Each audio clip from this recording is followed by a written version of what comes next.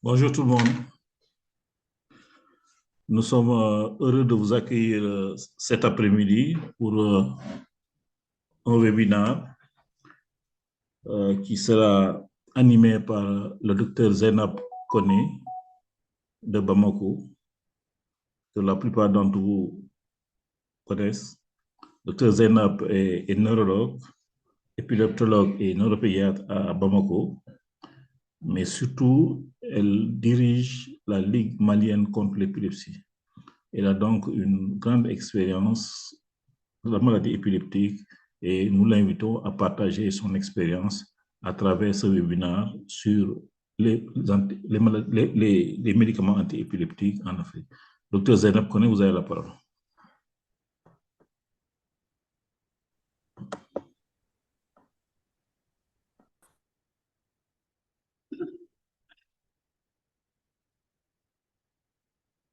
Merci beaucoup, professeur.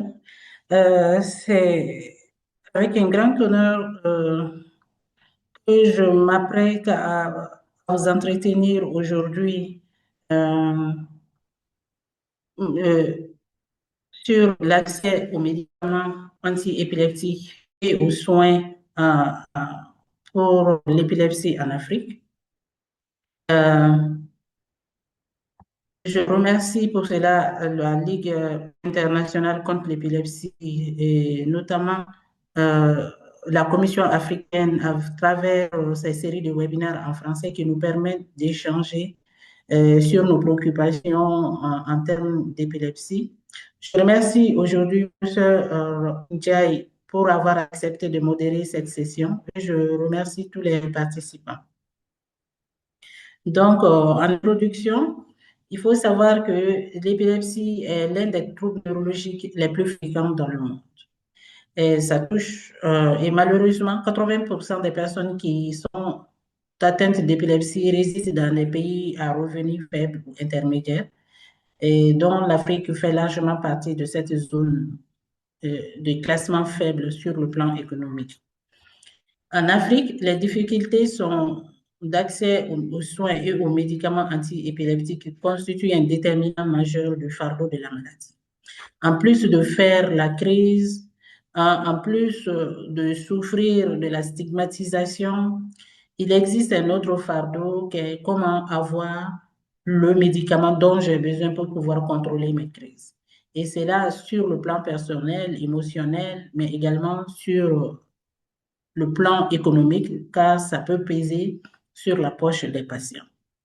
L'objectif de cette présentation est d'analyser cette problématique-là, de parler des défis et des perspectives afin de trouver les moyens d'amélioration d'accès aux médicaments sur notre continent.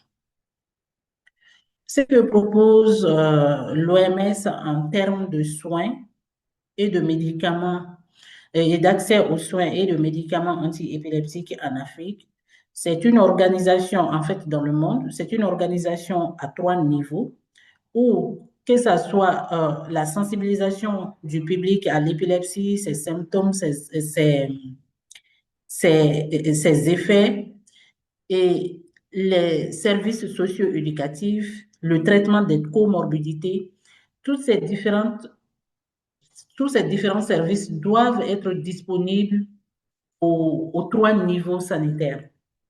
Le premier niveau, c'est-à-dire les centres de santé primaires, il faut qu'il y ait des personnes, des ressources humaines et des structures capables de faire la première identification des symptômes, le diagnostic et même initier un traitement médical de base.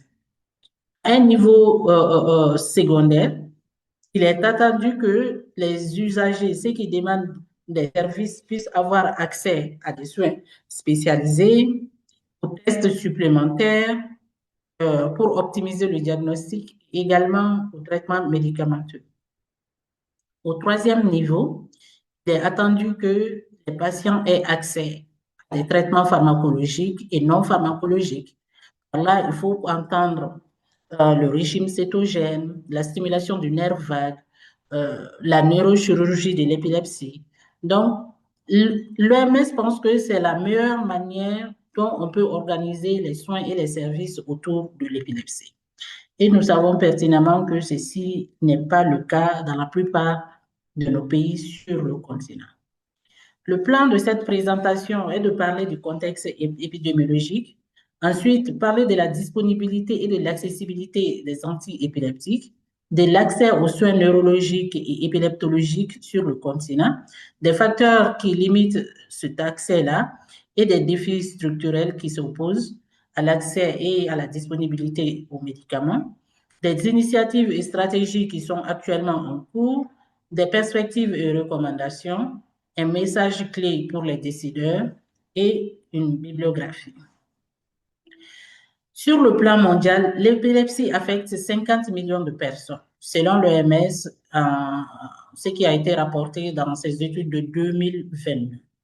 Sa prévalence est de 2 à 3 fois plus élevée dans des pays en voie de développement que dans les pays développés. C'est-à-dire, on peut avoir jusqu'à entre 10 et 15 pour 1000 habitants dans nos pays. Et malheureusement, 75% des personnes qui vivent atteintes de l'épilepsie vivent en Afrique et n'ont pas accès à un traitement approprié. On parle en ce moment de traitement de GAP. Selon le Lancet, ce papier a été publié pour parler de l'impact de l'épilepsie entre 1990 et 2021 à travers une étude systématisée sur l'impact des maladies. Et donc, cette étude essaye de faire une classification régionale et mondiale.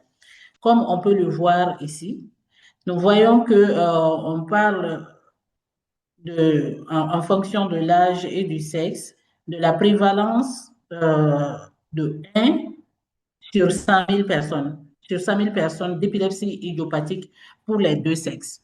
Donc, nous pouvons voir ici que la majeure partie des pays en bleu sont les pays en voie de développement, sont les pays développés, où la prévalence est de 60 à 120 pour 100 000 habitants. La majeure partie des pays en jaune-orange qui se trouvent sur le continent africain, sur l'Amérique latine, quelques pays asiatiques, l'incidence, la prévalence peut aller de 140 jusqu'à 220 personnes pour 100 000 habitants. La particularité de notre contexte africain est que nous avons malheureusement beaucoup de facteurs aggravants, notamment la pauvreté, la stigmatisation eu égard aux connotations péjoratives, sinon à la perception et aux conceptions culturelles qu'on se fait de l'épilepsie. Malheureusement, dans beaucoup de nos pays, il n'existe pas de politique de santé publique spécifique à l'épilepsie. Nous avons également des manques de services spécialisés, comme à commencer par les ressources humaines qualifiées, notamment les neurologues, les épileptologues. Nous avons un déficit crucial en termes d'équipement et de plateaux techniques, plus précisément les appareils EEG. Si on a des machines EEG de routine, c'est très, très rare d'avoir des EEG qui sont capables de faire de la télémétrie ou bien de la stéréo-EEG. Malheureusement, les médicaments qui sont le plus disponibles sur notre continent sont des médicaments de la première génération, à savoir le valproate, le phénobarbital, la carbamazépine, sont les médicaments les plus accessibles sur notre continent. Malheureusement, il existe des médicaments de deuxième, troisième génération et que nous n'avons pas vraiment accès. Donc, l'accès aux médicaments antiépileptiques varie également sur notre continent. On a des pays, par exemple, en Afrique du Nord, où on a des pays qui en disposent largement et dans certains pays, on n'en a pas du tout. Donc, il existe une grande disparité par rapport à la disponibilité en fonction des pays. Parlons de l'écart de traitement. On a dit précédemment que l'écart de traitement sur notre continent dépasse souvent 75%. Dans certaines études, on peut atteindre même 80% de cet écart de traitement. Cet écart de traitement, c'est quoi plus précisément? Il s'agit de personnes vivant avec une épilepsie active et qui ne disposent pas de traitement approprié. Et donc, les causes sont multiples. Les principales sont l'indisponibilité pure et simple des médicaments. Quand ces médicaments sont disponibles, on a les coûts qui sont inaccessibles pour la poche de nos patients, parce qu'il faut savoir que dans la plupart de nos pays, la santé est financée directement de la poche du patient. Nous manquons de couverture sanitaire universelle et également le déficit de professionnels de santé qui soient capables de prescrire de façon appropriée ces médicaments. Et enfin, la stigmatisation sociale qui empêche les malades de sortir de leur maison pour aller demander de l'aide, des médicaments, au risque de se faire connaître comme étant une personne vivant avec l'épilepsie. Ici, cette étude essaye de donner un petit aperçu sur la base des études communautaires euh, du traitement gap dans nos pays, où on voit qu'on a fait une étude pour savoir, pour rapporter en fait les médicaments qui sont accessibles sur les études qui ont été faites dans différents pays pour parler de cette question de difficulté d'accès aux médicaments. Il n'y a pas eu beaucoup de pays qui aient répondu. Sur les 54-56 États de l'Afrique, il y a une petite dizaine qui aient répondu. Et sur cette petite dizaine, on n'a aucun pays qui ait fait plus de 4 études sur cette question-là. La majeure partie, c'est une étude, une étude, une étude. Donc, cela souligne vraiment le manque de données et signale vraiment un traitement, un écart de traitement très profond sur notre continent. Ici, dans cette étude du Lancet, on voit les disparités en termes de traitement sur le plan mondial. On se rend compte que cet écart de traitement est plus large dans les zones à revenus faibles, et plus les revenus augmentent, cet écart de traitement s'amenuise. Comme on peut le voir, ça atteint jusqu'à 100% en Ouganda. Le Togo, c'est à peu près une comparaison entre zones rurales et zones urbaines. Les colorations claires, c'est les zones urbaines, les colorations foncées, c'est les zones rurales. Et on voit que dans les zones urbaines ougandaises, on peut atteindre jusqu'à 100% de déficit dans certaines zones d'écart de traitement. Et par exemple, au Togo, on en est à peu près à 78%. Quand on arrive dans les pays à revenus élevés, on peut voir que cet écart-là n'atteint même pas 10%, très proche de zéro, par exemple, en Angleterre, en Grande-Bretagne, ou bien en Islande du Nord, où c'est réellement zéro.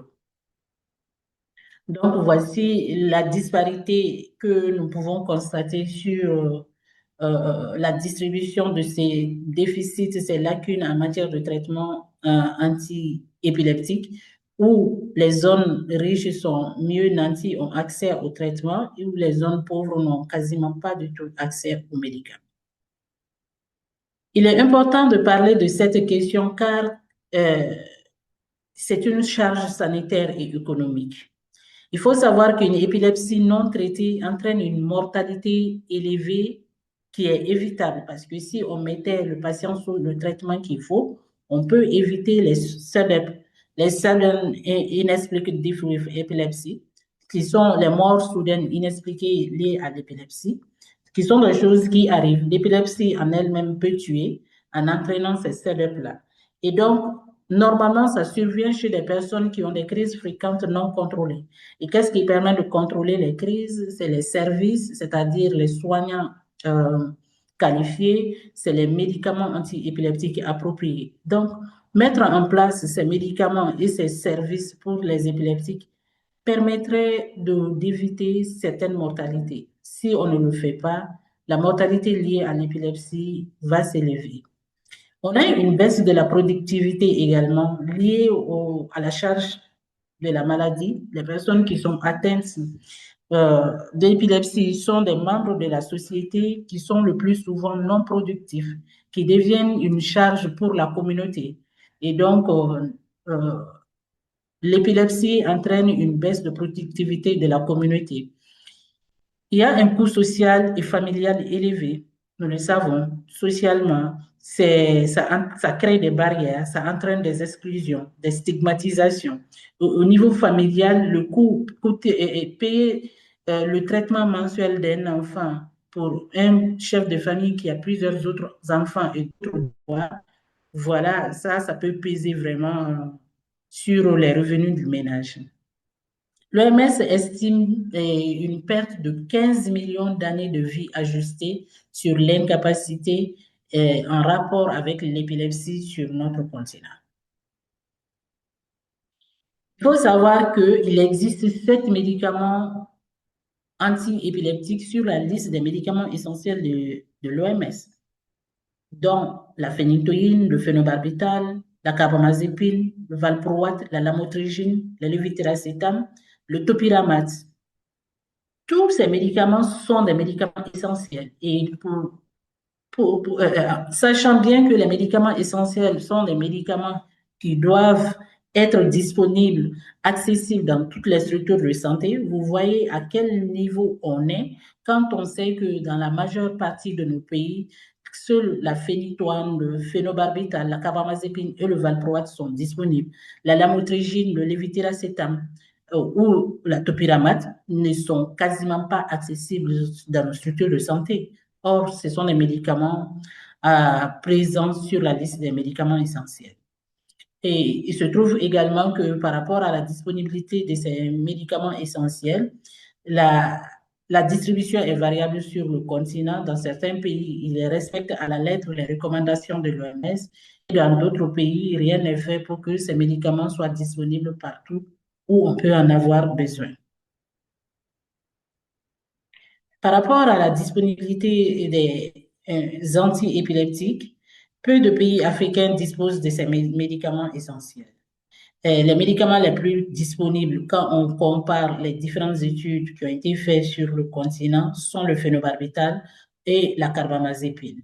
Les médicaments récents sont le plus souvent absents ou bien inaccessibles par rapport au coût. Et donc, cette étude met un accent sur le traitement GAP en Zambie, zambienne, où le phénobarbital est largement disponible à 67%, suivi par la carbamazépine à 15%. Il y a des mélanges phénobarb et carbamazépine qui sont à 9%. 1% font recours systématiquement aux tradithérapeutes et médecine traditionnelle et autres. Et on a un autre 8% qui n'utilisent que la médecine traditionnelle seule.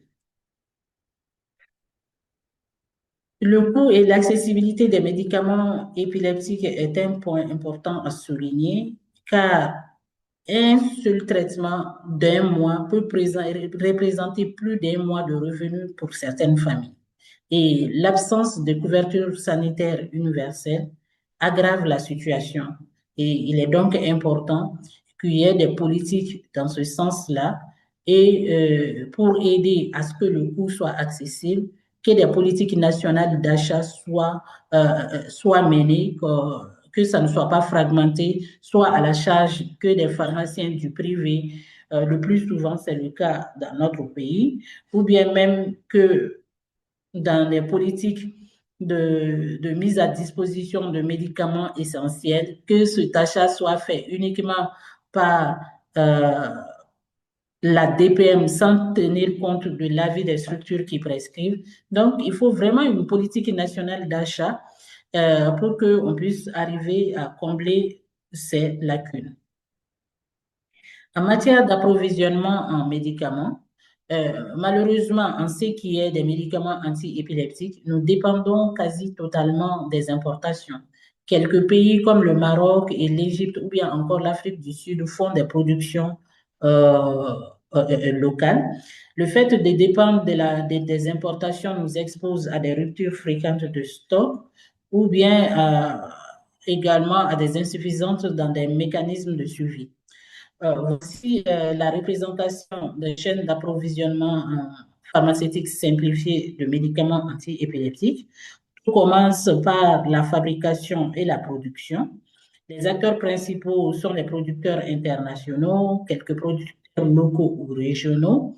Une fois le médicament fabriqué, ils vont aller chercher au niveau des ministères de la Santé une autorisation d'importation.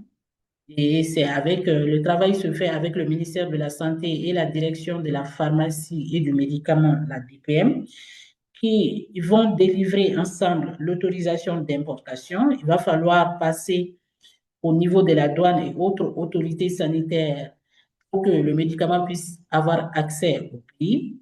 Une fois dans le pays, le médicament sera amené dans les centrales d'achat nationales pour les acheteurs en gros et également pour le stockage. Une fois cette étape passée, il s'agit d'aller vers la distribution régionale et locale en amenant les médicaments dans les dépôts régionaux ou chez les grossistes pharmaciens. Enfin, le médicament sera distribué aux structures de santé et les pharmacies. Il s'agit des hôpitaux publics et privés, des CESCOM, des pharmacies privées également. Cependant, il faut savoir que cette chaîne-là doit contenir un système de rétro-information entre les fabricants et les structures utilisatrices qui doivent donner des rétro-informations sur la qualité, l'efficacité, la sûreté d'utilisation, la tenue des médicaments lors du stockage. Et également, il doit y avoir des échanges entre les importateurs et les structures régionales de stockage, parce que il faut qu'eux, ils soient capables de dire au niveau du ministère de la Santé, voilà, très souvent nos stocks s'épuisent avant qu'il n'y ait un nouveau entrepôt. Cela voudrait dire que la logistique mise en place par le ministère de la Santé pour délivrer les autorisations d'importation mériterait d'être un peu accélérée. Et donc, voilà, ce genre d'échange de retour-information doit pouvoir exister entre les différents acteurs de cette chaîne d'approvisionnement. La qualité des médicaments également est un souci sur nos continents parce qu'il y a des risques de contrefaçon et de formulation non conforme. Très souvent, on peut avoir des médicaments contrefaits qui ne sont pas efficaces et qui ne sont pas sûrs d'utilisation, mais également, on peut avoir accès à ces médicaments essentiels dans un pays, mais que les formulations ne sont pas conformes aux attentes. Par exemple, avoir de la carbamazépine, non pas de forme sirop, avoir de phénobarbital, mais pas en forme sirop, alors qu'on sait que les enfants sont les plus touchés par l'épilepsie, avoir certains médicaments et non pas la forme injectable. Voici des choses qui limiteraient beaucoup l'accès effectif de ces médicaments et de leur utilisation effective. Donc, il y a des études locales qui ont été faites qui ont trouvé jusqu'à 20% de médicaments antiépileptiques contrefaits dans certaines zones rurales. D'où l'importance du contrôle de la qualité et de la réglementation pharmaceutique en termes d'épilepsie. La distribution, malheureusement, également n'est pas équitable ou bien égale entre les différents pays, les différentes zones. On sait que les zones rurales sont les plus touchées par rapport à la pénurie. Si un médicament vient à manquer, ça manquerait d'abord en, en zone rurale avant de toucher les zones urbaines. La concentration des pharmacies hospitalières uniquement dans les capitales affecte même la disponibilité des médicaments dans certaines autres villes qui sont urbaines, même pas rurales, alors que ce sont des villes, mais comme elles ne sont pas la capitale, elles n'ont pas un accès équitable ou bien égal par rapport à la capitale. Et malheureusement également sur notre continent, il y a la zone Afrique du Nord plus développée qui a un accès plus large à ces médicaments que la zone Afrique de l'Ouest ou Afrique centrale. Quant à l'accès aux soins neurologiques, tout repose d'abord sur la présence des ressources humaines qualifiées, notamment les neurologues.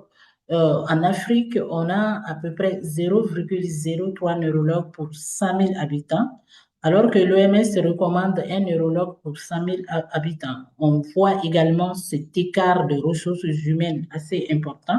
Cela est encore plus critique quand on parle de neuropédiatrie. Ici, on a la projection d'un schéma qui cartographie la présence de neuropédiatres sur le continent, où on peut voir en vert clair les pays européens, les pays européens et les pays de l'Amérique du Nord qui disposent de 0,5 à 1. Dans certains pays, on a même plus de 1,1 qui dépasse largement les recommandations de l'OMS. Quand on vient sur notre continent, dans la majeure partie de nos pays, hors Afrique du Nord, Afrique du Sud, tout le monde est orange ou rouge. Et ce qui veut dire qu'on a entre 0,001 à 0 neuropédiatre pour 100 000 habitants dans certains de nos pays. Donc, le déficit est vraiment critique. Pour les services spécialisés à l'épilepsie, on manque malheureusement de centres spécialisés d'épilepsie. On manque également d'unités d'équipement, d'unités dirigées. Et malheureusement, pour ce genre de techniques, de services, dans nos pays, on dépend fortement des structures de référence qui sont les CHU et qui sont malheureusement dans les capitales. On fait face également à un autre problème qui est les difficultés de référencement. Comment référencer? Nous n'avons pas de protocole national de référence de nos patients. Aller former ou bien laisser à la portée des soignants de première ligne euh, des fiches de référence. Comment faire si vous avez une personne qui souffre d'épilepsie et que vous n'avez pas les moyens sur place de l'aider? Comment l'adresser à une structure d'un niveau supérieur? Nous manquons de tout ça en fait. Ce qui rend vraiment l'accès aux services spécialisés d'épilepsie ou aux personnes vivant avec l'épilepsie. La formation du personnel est également un autre point de rupture. Notamment, on a une faible intégration de l'épilepsie dans nos cursus de formation médicale et nous avons vraiment besoin de faire des programmes régionaux en travaillant avec la Ligue internationale contre l'épilepsie, avec l'OMS qui développe beaucoup de documentation, de ressources, de matériel pour que tout le monde puisse avoir, notamment les professionnels, puissent avoir accès à des données, à des informations utiles. Et même nos universités peuvent prendre en charge des initiatives pour qu'on puisse arriver à combler ce déficit dans la formation du personnel. La stigmatisation et les barrières sociales aussi sont importantes à signaler, notamment les perceptions sociales erronées. On pense que l'épilepsie est une maladie mystique, c'est une maladie spirituelle, c'est une maladie contagieuse, c'est une maladie qui détruit l'humanité des gens. Nous avons besoin de travailler sur ces questions pour que les gens sachent que l'épilepsie est une maladie organique, une maladie neurologique, une maladie non contagieuse et une maladie qu'on peut contrôler dans à peu près 70 à 80% avec les médicaments appropriés. Si nous ne le faisons pas, nous envoyons nos patients vers la médecine traditionnelle et également ceci peut avoir un impact sur le diagnostic et la persistance de la personne. Nous avons de gros défis, notamment économiques, parce que sur notre continent, malheureusement, le financement public de la santé est très faible, ce qui empêche d'élaborer des politiques adaptées, de proposer, de faire de la recherche, de faire de la formation. Quand le financement de la santé publique n'est pas conséquent, beaucoup de choses seront limitées.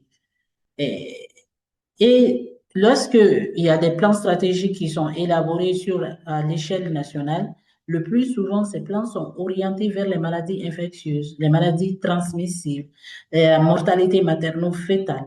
Les maladies comme l'épilepsie ou bien autres maladies non transmissibles viennent très loin dans dans les priorités de nos politiques nationales. On n'a pas, malheureusement, non plus pas de subvention de ces médicaments. Il n'y a pas une assurance spéciale qui prendrait en charge des médicaments anti-épileptiques. On n'a pas fait de politique dans ce sens. On n'a pas, on n'a rien de mise en place, en fait, pour soutenir l'achat des médicaments anti-épileptiques par les patients. Donc, la pauvreté, le coût du transport pour aller vers le soignant, avoir son ordonnance et l'absence d'assurance aggravent vraiment le traitement gap, l'écart de traitement en matière d'épilepsie. Et le poids économique familial qui est majeur et considérable pour un chef de famille qui vit dans des zones dites à faible revenu, qui veut dire vivre avec moins d'1 dollar de revenus par jour. Donc, vraiment, la situation est critique. Nous devons travailler à faire de la réglementation, à faire en sorte que quand les médicaments arrivent sur le continent, que l'enregistrement se fasse vite, que les autorisations de mise sur le marché se fassent vite, que les autorisations d'importation se donnent vite. Il faudrait une coordination entre les autorités sanitaires et les distributeurs pour éviter les ruptures de stock, pour qu'on puisse avoir tous les médicaments qui manquent dans nos pharmacies. Par exemple, au Mali, très souvent, on manque de phénobarbital. Le médicament qui est censé être le plus disponible manquerait très souvent dans beaucoup de structures sanitaires. Par rapport à la distribution inégale à l'intérieur même de nos pays, au Nigeria, on a des États qui sont très riches, qui font tout pour mettre à disposition de leurs patients des médicaments anti-épileptiques essentiels. Dans d'autres régions qui ne sont pas riches, on a des difficultés à avoir accès à ces mêmes médicaments. Donc, ce serait bien qu'il y ait une concertation nationale, qu'il y ait une politique à l'échelle nationale et non à l'échelle étatique pour que les médicaments soient disponibles de façon égale partout dans le pays. Le Rwanda a réussi un bon modèle où il a intégré l'épilepsie dans les soins de santé primaires. De ce fait, il regarde les officines des centres de santé primaires, il les dote de médicaments anti-épileptiques. On a du personnel de première ligne qui a des notions de prise en charge de l'épilepsie. Cela semble donner beaucoup de résultats positifs. Il existe également des initiatives qui ont été mises sur place pour qu'on puisse diminuer l'écart de traitement en matière d'épilepsie, notamment l'IGAP, le Programme mondial sur l'épilepsie, Intersectorial Global Action Plan, Against Epilepsy, qui vise à mettre en priorité l'épilepsie et les autres maladies neurologiques. C'est un plan décennal de 10 ans, un plan décennal de 2022 à 2031. L'objectif de ce plan est que d'ici 2031, 90% des personnes vivant avec l'épilepsie et obtiennent enfin leur diagnostic, qu'ils sachent qu'ils souffrent d'épilepsie et que l'épilepsie est une maladie du cerveau qu'on peut traiter. Que 80% des personnes vivant avec l'épilepsie puissent avoir accès à un traitement approprié, à un traitement accessible au coût, qui contrôlerait et qui soit sûr d'utilisation pour traiter leur crise d'épilepsie. Enfin, l'IGAP vise à ce que 70% des personnes vivant avec l'épilepsie puissent avoir un contrôle de leur crise avec le traitement adéquat. Rien de tout cela ne serait possible si les soins et les médicaments anti-épileptiques ne sont disponibles. Il existe d'autres initiatives en termes de... Ça, l'IGAP est une initiative en termes de politique sanitaire et nous avons des initiatives également en termes de formation. des agents de santé, notamment le PET Course, qui est un programme de formation des pédiatres euh, à l'utilisation, au diagnostic et au traitement, à la prise en charge globale de l'épilepsie. Et c'est un programme qui a été développé par l'Association de neuropédiatrie britannique, où on entraîne, il y a 3 niveaux, PET 1, PET 2, PET 3. On entraîne des pédiatres à gérer comme il faut l'épilepsie. Ça a été fait dans beaucoup de pays anglophones. On est sur la phase où on veut développer euh, ce programme dans les pays francophones. En 2024, notamment en novembre, ce programme a été lancé en Tunisie. On essaye de voir dans quelle mesure ce programme peut être lancé dans d'autres pays francophones. Il existe également d'autres initiatives, notamment des projets régionaux comme l'EPINA, Innovation dans le parcours de l'épilepsie en Afrique, dont l'objectif est la prévention, le diagnostic, le traitement et le changement sociétal, qui vise à réduire la stigmatisation et sensibiliser les communautés. C'est un programme qui a été initié en 2019 et qui a pris fin en janvier 2025. Le programme visait la zone Afrique subsaharienne et les sites étaient le Kenya, la Tanzanie, le Ghana. Et il y avait une collaboration entre plusieurs ONG et les universités dans ces différents pays. Le travail se faisait en anglais et les populations cibles étaient de tout âge. On y faisait de la recherche, de l'éducation communautaire, de la lutte contre la stigmatisation. Les gouvernements avaient participé au financement et actuellement, ils sont en besoin de financement complémentaire pour continuer à répandre ce projet-là. Donc, les responsables sont professeur Charles Newton et Dr. Arjun Sen. Qu'est-ce qu'on peut recommander à nos collègues comme bonne pratique et perspective? D'abord, quand on veut développer des politiques de santé en matière de mise à disposition de médicaments antiépileptiques, il faut privilégier les approches communautaires. Cela a été fait au Rwanda et au Maroc et on en a des réponses positives. Donc, à préférer les approches communautaires. Il faut penser à une distribution décentralisée des médicaments antiépileptiques. Cela ne pourrait être un monopole pour aucune firme pharmaceutique, pour aucune structure étatique. Il faut penser à décentraliser. L'important est que les patients aient accès aux médicaments, qu'ils soient en zone rurale ou en zone urbaine, qu'ils soient dans des CSCOM ou dans des hôpitaux. Il faut inclure l'épilepsie dans les soins de santé primaires. Il faut former les soignants de première ligne à savoir faire le diagnostic et inscrire et prescrire les traitements de base. Et il faudrait également faire une collaboration multisectorielle qui ferait que les personnes vivant avec l'épilepsie sortiraient de chez eux sans crainte de stigmatisation pour aller chercher leurs médicaments. Il faudra faire intervenir euh, les bailleurs pour la mise en place des couvertures sanitaires. En fait, là, il faut une collaboration multisectorielle pour que et les services et les médicaments soient disponibles pour les personnes vivant avec l'épilepsie. En termes de perspective, il faut promouvoir la production locale de génériques. On ne peut pas continuer à dépendre des importations étrangères. Il faut vraiment penser à mettre en place une production locale de génériques, surtout que la plupart de ces médicaments antiépileptiques sont hors brevet. Donc, le plaidoyer, le lobbying, pour que nos gouvernements pensent à mettre en place la production locale. Les gouvernements ne sont pas les seules alternatives. La voie privée aide beaucoup. Et donc, que les professionnels, nous qui sommes dans le domaine, qu'on en parle à toute personne que nous connaissons, à toute structure qui pourrait aider à la production locale. Il faut les entretenir, il faut les expliquer la problématique et l'intérêt d'avoir une production locale. Il faut renforcer les chaînes d'approvisionnement nationales. Il faut vraiment mettre en place ces chaînes d'approvisionnement, il faut les renforcer, il faut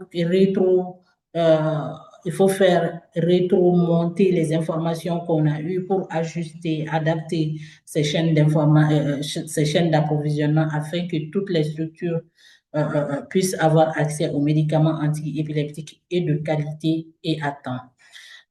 Intégrer l'épilepsie et la santé mentale dans les soins primaires. Et donc, la formation du personnel de première ligne est aussi une impérative. Il faut penser à ça, il faut aller vers ça, parce que malheureusement, nous n'avons pas les ressources humaines qualifiées en quantité suffisante. On a vu les chiffres tout de suite. Pour les neurologues, c'est 0,03 neurologues pour 100 000 habitants. Pour les neuropédiatres, on a jusqu'à 0 neuropédiatre pour 100 000 habitants. Donc, il faut un délégage, comment est-ce qu'on dit, un task shifting, déléguer les tâches de ces spécialistes au niveau des non-spécialistes. Et cela demande une formation. Il faut penser à ça. Il faut penser à mettre des politiques de formation de ces soignants de première ligne à l'épilepsie et à la santé mentale. Il faut plaider pour un financement durable. Le financement durable passe par la production locale. Le financement durable passe par la formation des formateurs locaux.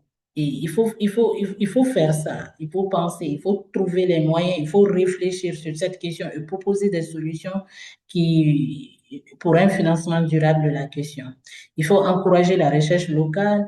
Il faut développer la collecte de données nationales, notamment les registres nationaux en termes d'épilepsie.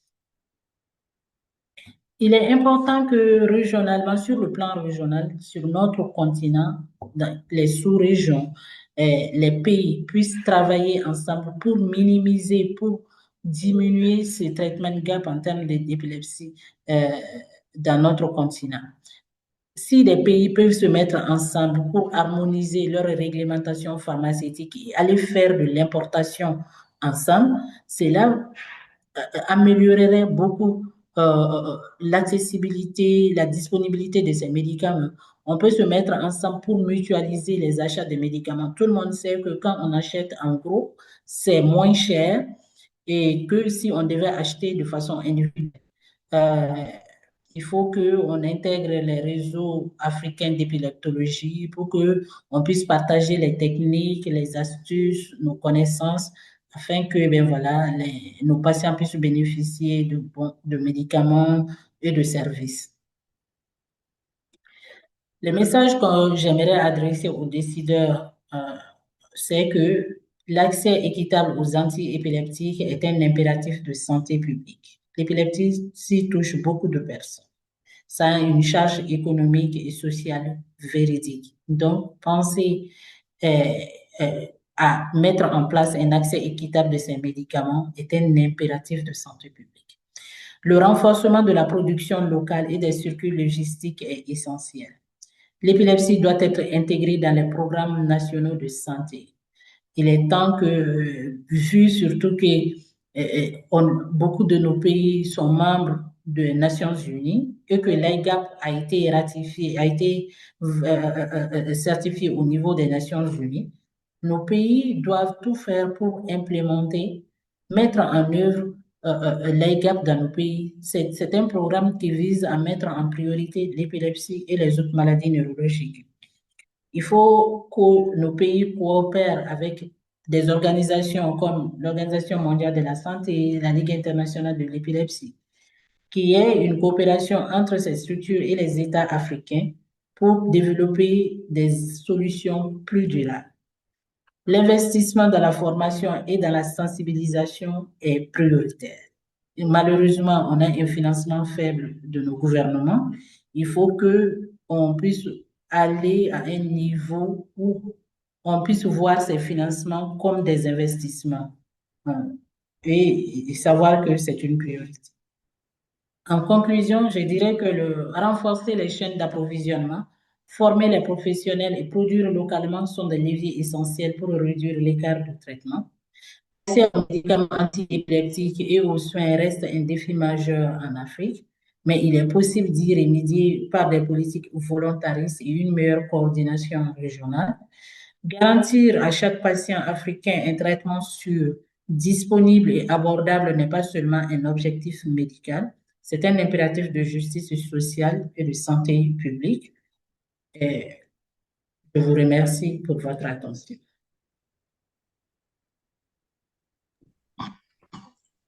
Merci Zaina pour cette excellente présentation sur une question de santé publique qui nous interpelle tous, c'est-à-dire l'accessibilité aux médicaments en Afrique. Je pense que le débat est ouvert. Si vous avez des questions, vous pouvez les poser directement ou sur le chat.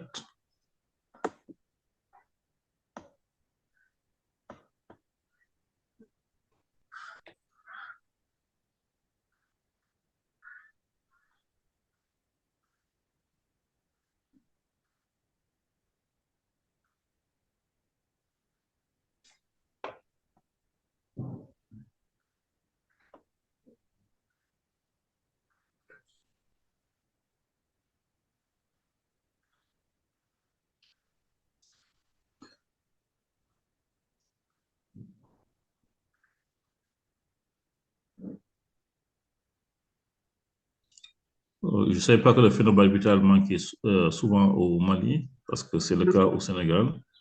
On a d'énormes difficultés, Oui, alors qu'il y a de cela quelques années, le médicament était produit sur place, notamment exactement. dans la banlieue de Dakar.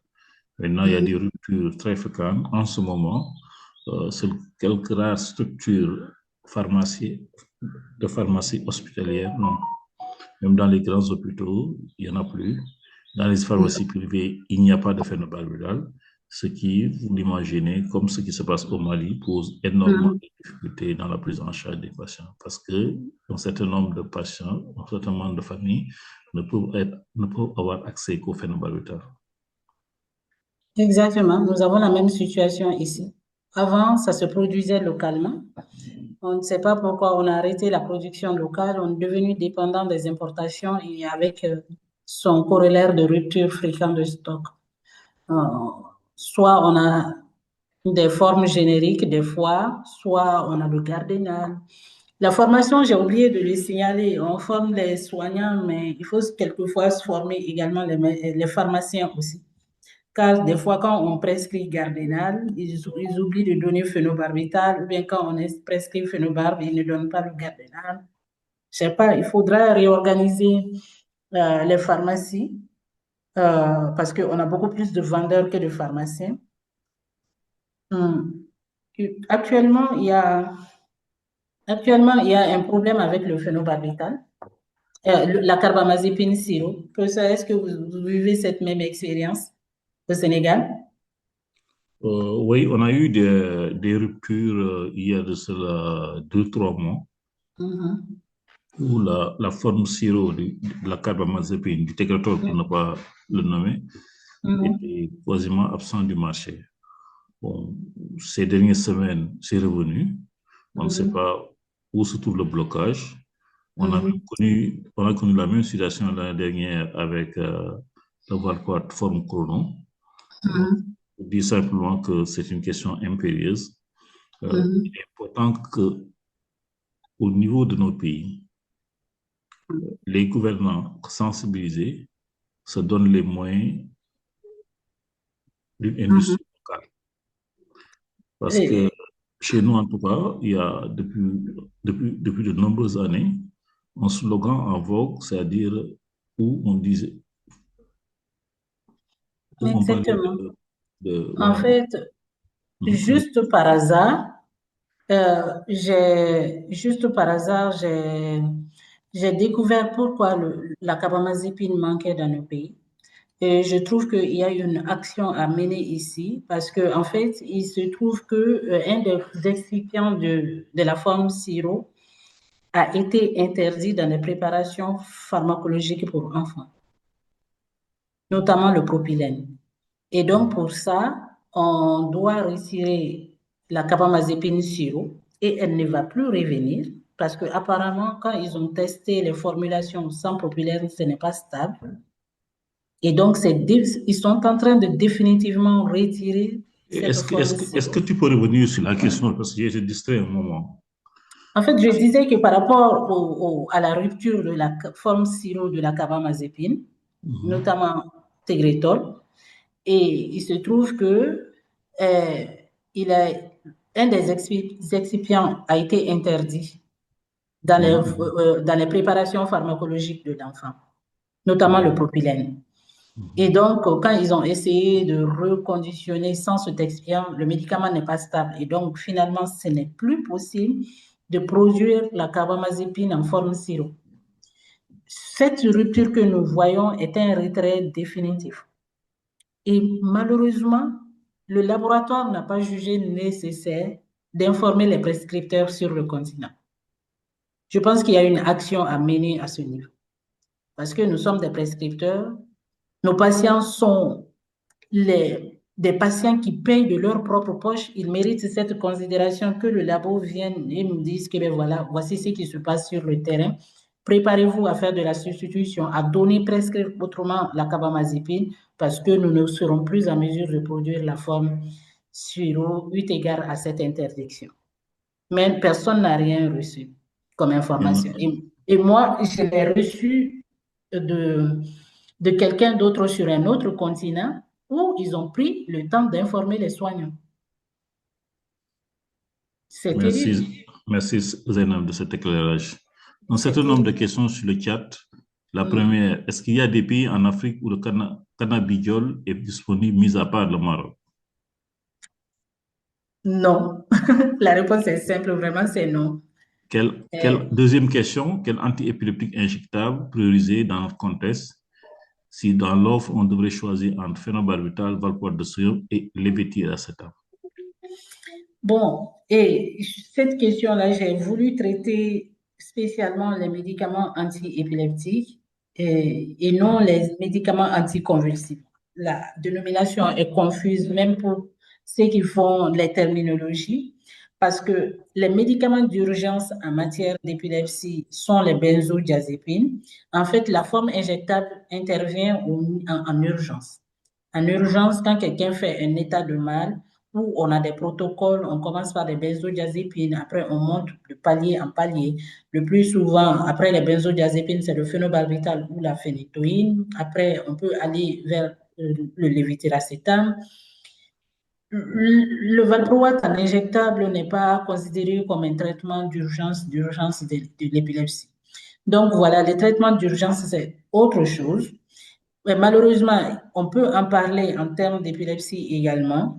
Je ne savais pas comment l'inclure, par exemple, quand on voit que nous utilisons des benzodiazépines à métabolite actif, avec beaucoup d'effets secondaires, alors que le midazolam est le médicament le plus préféré dans les pays développés où il existe même des formes nasales qu'on peut donner sans contrarier la crise d'un patient. Par exemple, s'il faut arrêter un patient qui fait le faire une contention pour le faire une injection ou bien une infusion intrarectale, c'est compliqué, mais quand on a la forme nasale, on a beaucoup de problèmes en termes de disponibilité, de mise à disposition de médicaments antiépileptiques, que ce soit les médicaments d'entretien de routine ou bien les médicaments d'urgence. Donc, dans notre contexte, bien sûr, le phénobarbe, il y a une certaine dose à ne pas faire si on sait qu'on est loin des réanimateurs, parce que nous connaissons les effets secondaires dépressifs sur les muscles de la respiration.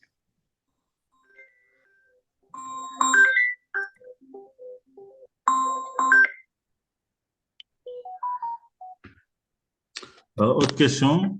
L'Union africaine a-t-elle abordé la question de l'épilepsie?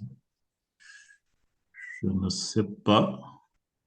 Je ne sais pas, mais je sais que... La personne entend par l'Union africaine a-t-elle abordé la question de l'épilepsie et dans quel cadre? Oui. Monsieur Mohamed Kassouri, vous pouvez peut-être mieux préciser votre question. Oui. Moi, à ce que je comprenne de la question, est-ce que, puisqu'on a parlé de politique de politique de mutualisation d'achat, de production régionale, l'Union africaine, je pense que le travail d'abord, c'est les acteurs principaux, qu'est-ce que nous sommes, les organisations le groupement savant comme les sections nationales, les ligues nationales, la Commission africaine de la Ligue, d'organiser et de proposer un partenariat à l'Union africaine pour voir dans quelle mesure on peut faire bouger les choses sur notre continent. Sinon, que je ne pense pas que, voilà, les Nations Unies ont ratifié un document que tout le monde connaît, c'est l'IGAP, mais je ne connais pas un document qui ait été validé ou bien où l'Union africaine ait pris parti pour élaborer un document pour l'épilepsie. Pas à ce que je sache. Merci. D'autres questions sur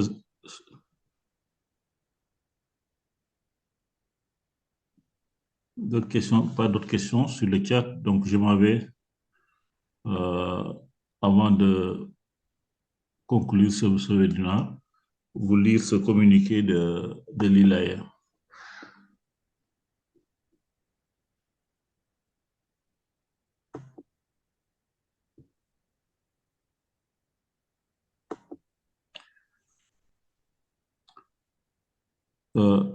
Ceci est un communiqué de la Ligue internationale contre l'épilepsie. À titre d'information, la base de données du projet Global Health in Epilepsy fournit un registre de projets d'épilepsie existants dans toute l'Afrique, la Méditerranée orientale ainsi que dans d'autres régions. Il identifie des informations telles que l'emplacement du projet, les partenaires institutionnels, la portée du projet, les sources de financement et les besoins en bénévoles. La base de données est rapide et facile à remplir. En soumettant des informations sur votre projet, vous contribuez à la bonne compréhension des efforts déployés dans le monde entier pour réduire l'écart de traitement de l'épilepsie. La base de données vous donnera l'occasion d'apprendre des autres et d'explorer des opportunités de collaboration qui pourraient renforcer votre propre travail ainsi que celui du secteur. De plus, la base de données permettra aux personnes de différents domaines, tels que le gouvernement, les universités, les organisations à but non lucratif ou la philanthropie, de se renseigner sur les efforts existants tout en offrant un moyen de s'engager. Sur la diapositive suivante, vous voulez bien scanner le code QR pour recevoir votre certificat. De plus, il y a maintenant un lien dans la boîte de discussion vers le certificat. Merci à tous d'avoir honoré de votre présence ce webinaire. On remercie encore le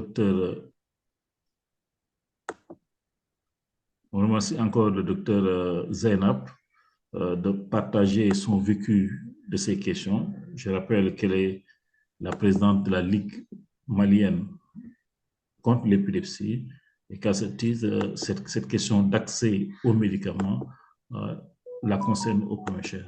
Merci encore une fois, Zainab, de ce plaidoyer. Merci à tous les panélistes. Merci à l'ILEA de nous permettre d'échanger sur une question préoccupante pour nous autres. Et à la prochaine.